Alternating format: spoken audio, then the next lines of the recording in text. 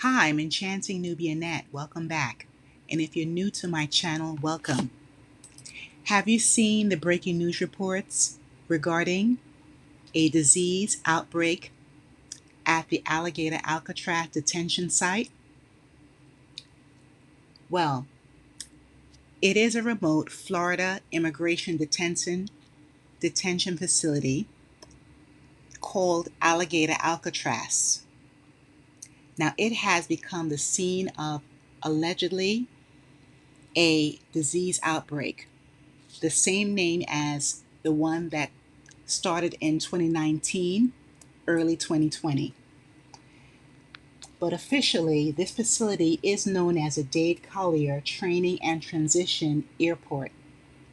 It's located within the Big Cypress National Preserve, and it is used, as we know, to house 400 or even a lot more immigrants or migrants there.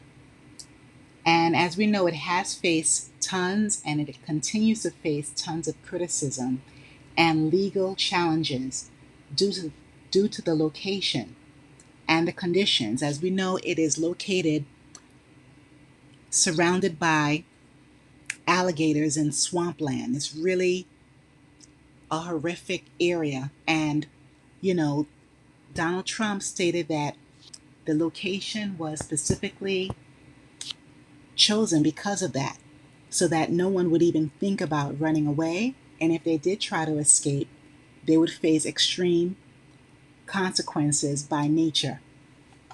He did joke about it, but strategically, that's the reason why the location is there.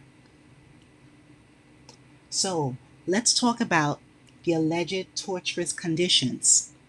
Now, according to the attorney Eric Lee, who is representing a detainee, Luis Manuel Rivas Velasquez, this man had a respiratory illness that spread very quickly, allegedly, and it has affected a huge majority of detainees because the area in the cells are moldy, they have cages, and they're forced together.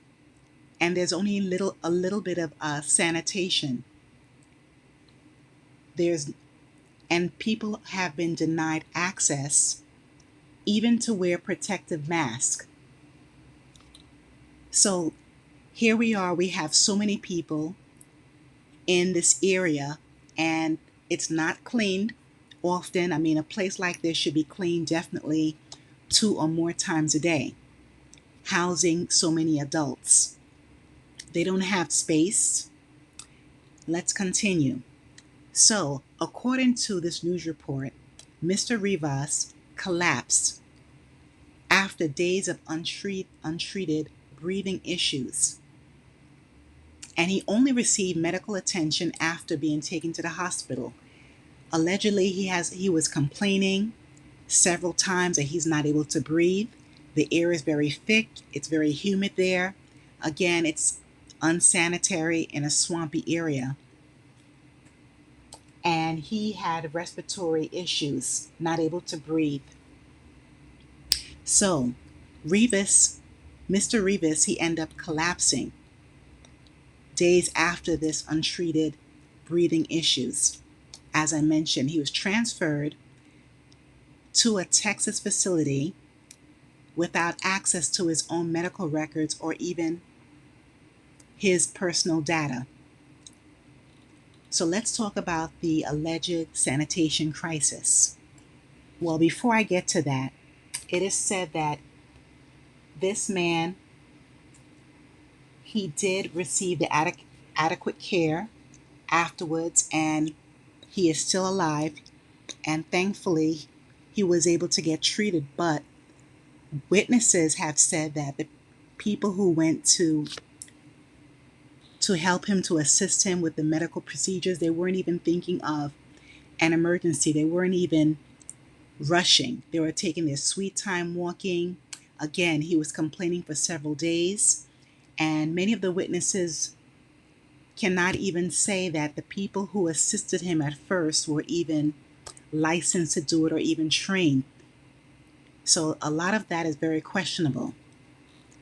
So here, regarding the sanitation crisis, these are some of the hygiene failures that Alligator Alcatraz has. According to many of the immigrants or migrants, there are overflowing toilets that floods the floors with a lot of wastewater, and this is on a daily basis. There's tons of mosquito and insect infestations. There's swarms of mosquitoes and bugs all around the living areas. There's insufficient access to clean drinking water and even for personal use, like brushing your teeth, washing your face, bathing, and so forth, or even drinking water for that matter. The detainees are only allowed to shower once or twice a week. That is horrible. They're in America.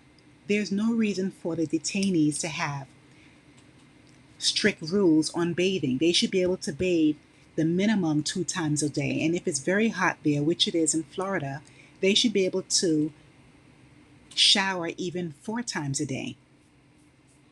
So that is compounding all of the personal health risks of so many detainees. So, regarding the legal action over these inhumane conditions, and many people are speaking about that, there are protests right now because people have caught wind of the situation, their loved ones. So many family members are not able to see their loved ones, their spouses, their siblings, and so forth. So here are some new legal complaints. These are alleged. So the condition, they say, regarding sanitation has worsened. It's still limited in hygiene and even medical care. Many of the detainees are pressured to abandon their immigration cases in exchange. Listen to this, everyone. So these are bribes, alleged bribes. The detainees are pressured to abandon their immigration cases in exchange for basic needs such as food and clean water. That's horrific. Horrible. So there's also allegations of abuse and degradation on top of all this. So many detainees and even former staff members. So now when you hear of people who used to work there and they have left because they can't take it anymore, they even say allegedly there is tons of physical and sexual abuse, including groping and humiliating searches. There's lack of access to things they need, such as clocks. I mean, if you're in this 24/7 detention center, you do want to know, what time it is, or to keep track of the days that you're in there. And allegedly, there is lack of of being up, being able to obtain a clock, watch, or anything. There's tons of overcrowding, hunger strikes, and many people there have said that it's very similar to being in a kennel. And it's like pure psychological torture, like a chamber of torture there. This is horrible because honestly, I feel that, okay, if people have been here, living here illegally, I understand they need consequences, but make sure you do the fingerprinting, verify who they are with documents, and send them back to their country. If they're not allowed to be here, send them back to their country at least within 1 to 2 weeks. Why keep them here so they're tormented? What is the reason? So there is also a case regarding a 15-year-old Mexican minor. It stated that he has been detained amongst the adult men, and this has caused a lot of outrage.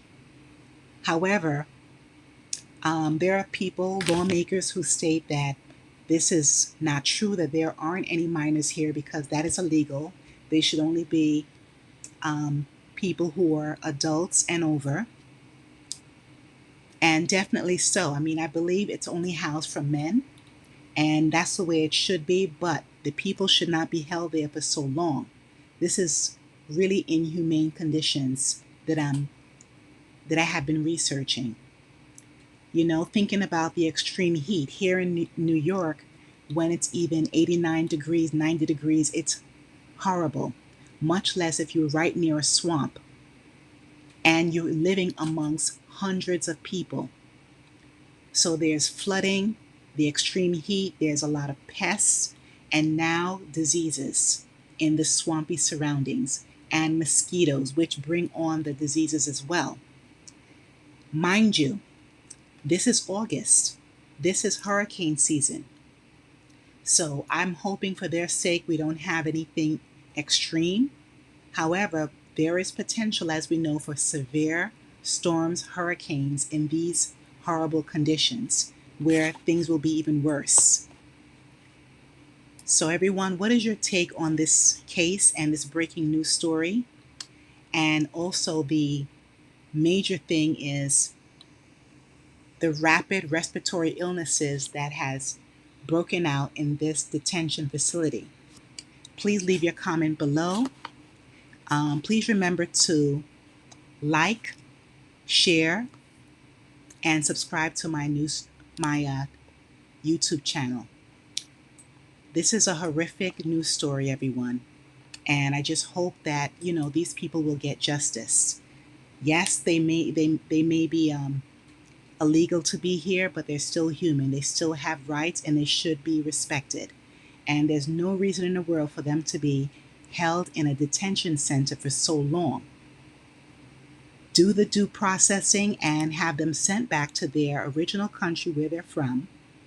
And of course, they should not be able to return. Thank you for watching. Please stay safe again and have your head on a swivel.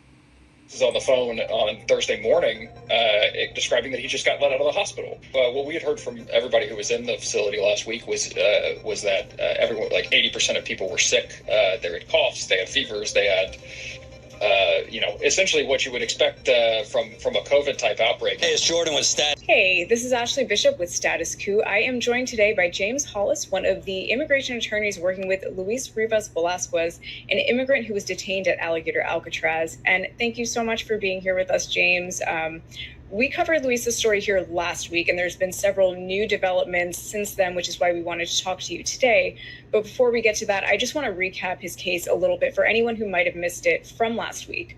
So very quickly, 38-year-old Luis collapsed last week in one of the tents at Alligator Alcatraz, tent 5 at the facility. After repeatedly asking guards for medical attention, he was complaining of chest pains and just general illness, and reportedly was told by one of the guards that they can't help him. So again, we were talking a little bit before we got started. We have audio of another detainee describing someone inside of Alligator Alcatraz fainting. I'm going to play it for you in just a second. We believe that he's talking about Luis, so I'm going to play it now, and then you can give us your thoughts on the audio and whether or not you think that he's talking about your client.